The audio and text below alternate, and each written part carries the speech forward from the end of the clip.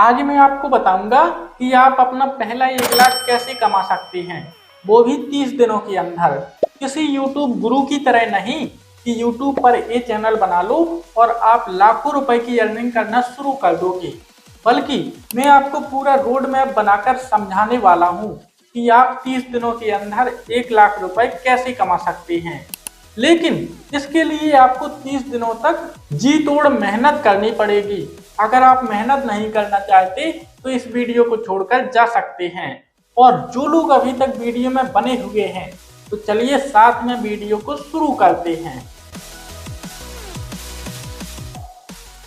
हम अपने 30 दिनों को 4 वीक में बांटेंगे, जिसमें हमारा पहला वीक होगा फाउंडेशन वीक। इस वीक में हम कुछ ऐसी स्किल सीखेंगे जिसकी मार्केट में बहुत ज्यादा डिमांड है और सीखने में आसान है। इसके लिए अगर आप कोई कोर्स खरीद सकते हैं तो आपके लिए बेस्ट होगा। अगर आप कोई कोर्स नहीं खरीद सकते तो कोई बात नहीं, YouTube पर आपको सब कुछ मिलेगा, बस ढूंढने में थोड़ा समय लगेगा। हमारे पहले नंबर का स्किल है वीडियो एडिटिंग। YouTube पर जितने लोग भी वीडियो बनाते हैं सबको वीडियो एडिटर की जरूरत है, लेकिन जो लोग पैसा कमाना शुरू कर देते हैं वो कभी भी अपनी वीडियो खुद से एडिट नहीं करते, बल्कि अपनी वीडियो एडिटर से एडिट करवाते हैं। और चाहे जितनी भी सिंपल वीडियो हो, हर एक वीडियो को एडिट करने के लिए 2000 से 3000 रुपए लगते हैं। हमारे दूसरे नंबर का स्किल है स्क्रिप्ट राइटिंग।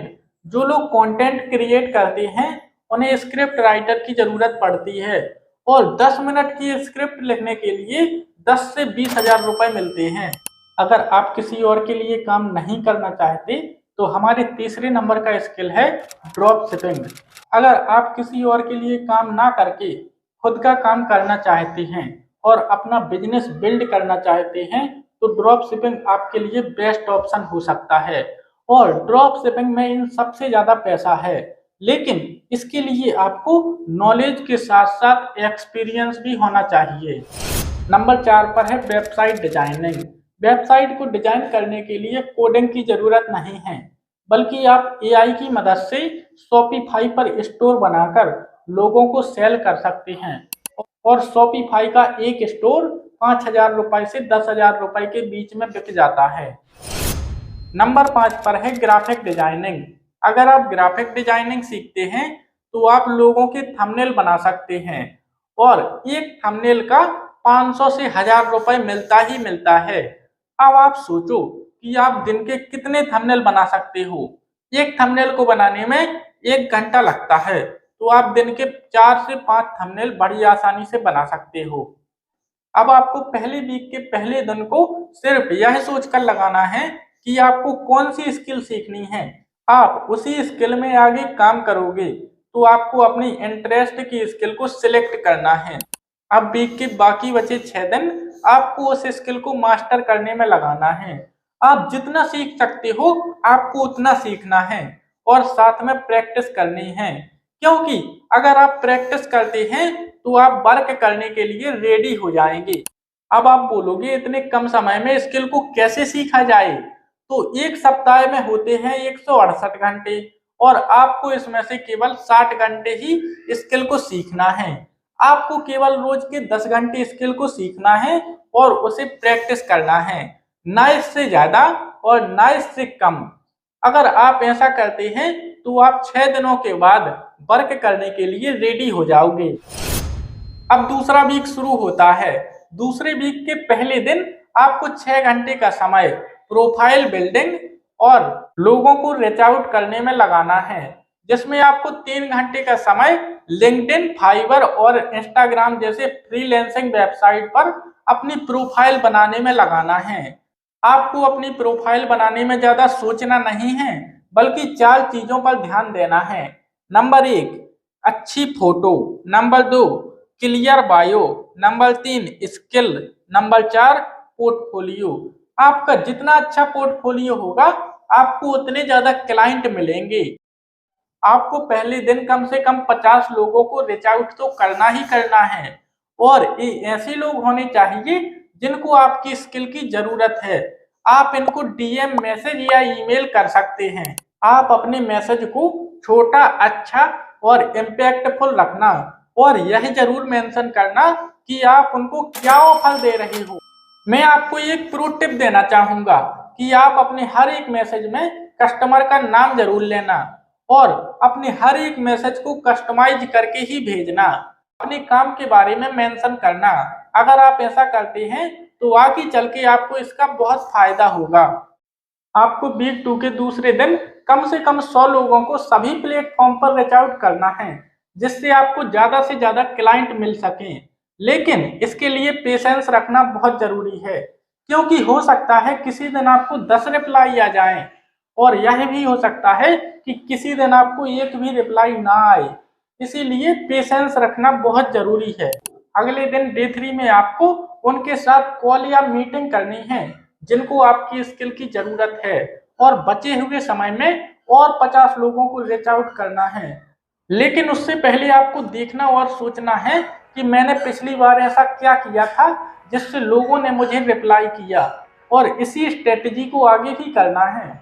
अगर आप 100 लोगों में 3 क्लाइंट बना पाते हैं तो आपके पास 6 क्लाइंट हो चुके होंगे। डे 4 से डे 7 तक आपको क्लाइंट के प्रोजेक्ट पर काम करना है, लेकिन याद रखना आपको हाई क्वालिटी में काम करना है और अपना 100% देना है, ताकि आपका क्लाइंट के साथ अच्छा रिलेशन बन जाए, क्योंकि इन्हीं क्लाइंटों से आपको आगे भी बहुत सारा काम मिलने वाला है। अब आपको लगेगा कि प्राइस क्या रखा जाए, मैं तो बिगनर हूँ, शुरुआत में क्या प्राइस रखूँ। तो मैं आपको रिकमेंड करूंगा कि आपको पर प्रोजेक्ट का 1000 से 2000 रुपए चार्ज करना है, क्योंकि अगर आप इससे ज्यादा चार्ज करते हैं तो आपको क्लाइंट मिलने की संभावना कम हो जाती है, आपको क्लाइंट मिलना मुश्किल हो जाएगा। और अगर आप इससे कम प्राइस रखते हैं तो लोग आपके काम की वैल्यू नहीं करेंगे और आपको हाई क्वालिटी क्लाइंट नहीं मिल पाएंगे। अब देखते हैं कि आपने वीक 2 में कितनी अर्निंग की। अगर आपने 6 क्लाइंट का एक एक प्रोजेक्ट कंप्लीट किया और सभी से आपने 1500 रुपए चार्ज किए, तो अभी तक आप 9000 रुपए की अर्निंग कर चुके होंगे। और अगर आप 3000 रुपए चार्ज करते हैं तो अभी तक आप 18000 रुपए की अर्निंग कर चुके होंगे। लेकिन मान लो अगर आप 5000 रुपए पर प्रोजेक्ट चार्ज करते हैं तो अभी तक आप 30000 रुपए की अर्निंग कर चुके होंगे। यहाँ पर आपने काम नहीं किया बल्कि लोगों को अपना काम दिखाया है। अब यही लोग आगे भी आपको काम देंगे, वो भी ज्यादा पैसे के साथ। इसके बाद आपका वीक 3 शुरू होगा। आपने वीक 1 में काम करना सीखा और वीक 2 में क्लाइंट को मैनेज करना सीखा। आपने क्लाइंट को ढूंढने के साथ साथ प्रोजेक्ट को कंप्लीट करके भी दिखाया। अब आपको फ्रीलांसिंग का पूरा नॉलेज हो गया, तो अब आपको वीक 3 में अपने टारगेट को बढ़ाना है। आपको और लोगों को रीच आउट करना है। पिछली बार आपने 6 क्लाइंट को क्लोज किया था, इस वीक में आपको 12 क्लाइंट को क्लोज करना है। अगर आप दिन के 2 प्रोजेक्ट भी कंप्लीट करते हैं तो आपका यह गोल 6 दिन में कंप्लीट हो जाएगा और बचा हुआ एक दिन आपको रेस्ट मिल जाएगा। लेकिन अब आप लोग बोलोगे इतना सारा काम मिलेगा कैसे? तो आपको नए क्लाइंट को रीच आउट करने के साथ साथ अपने पुराने क्लाइंट को ऑफर देना है और प्राइस को थोड़ा इंक्रीज करना है। जैसे आपने किसी से कहा कि मैं आपका पर प्रोजेक्ट 3000 रुपए लूंगा, लेकिन अगर आप मुझे इस महीने में 10 प्रोजेक्ट देते हो तो मैं आपका काम 25,000 रुपए में कर दूंगा। क्योंकि क्लाइंट ने आपसे पहले भी काम कराया है तो वह आसानी से मान जाएगा। अगर आप इसी तरह से 5 क्लाइंट मना लेते हैं और 25,000 की जगह 15,000 रुपए में भी काम करते हैं तो आप बड़ी आसानी से 75,000 रुपए कमा लोगे। अब आपको अपनी प्रोफाइल को अपडेट करना है और अपने चार्जेस को बढ़ाना है। जहां आपने 1000 से 1500 रुपए रखा था, वहां 2000 से 5000 रुपए रखना है, क्योंकि अब आप बिगनर नहीं रहे। उसके बाद वापस से आपको 200 लोगों को रीच आउट करना है और अब यह करना आपके लिए बहुत आसान हो जाएगा। अगर आपको 100 लोगों में 3 क्लाइंट मिलते हैं तो 200 लोगों में 6 क्लाइंट मिल जाएंगे। अगर आप पर प्रोजेक्ट के 3000 रुपए चार्ज करते हो तो आप 18,000 रुपए कमा लोगे। अगर हम टोटल करें तो 75,000 और 18,000 अभी तक 93,000 रुपए हो गए। अब चलते हैं वीक 4 की तरफ। इस वीक में सबसे ज्यादा काम आएंगे आपके पुराने क्लाइंट। लेकिन आपको नए क्लाइंटों को ढूंढना बंद नहीं करना है। आपको नए क्लाइंट को हमेशा रीच आउट करना है और पुराने क्लाइंट को साथ लेकर के चलना है।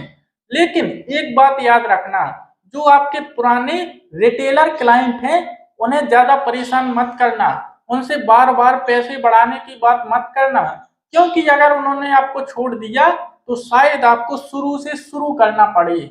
तो आपको नए क्लाइंट को हमेशा रीच आउट करना है और पुराने क्लाइंट को साथ लेकर के चलना है।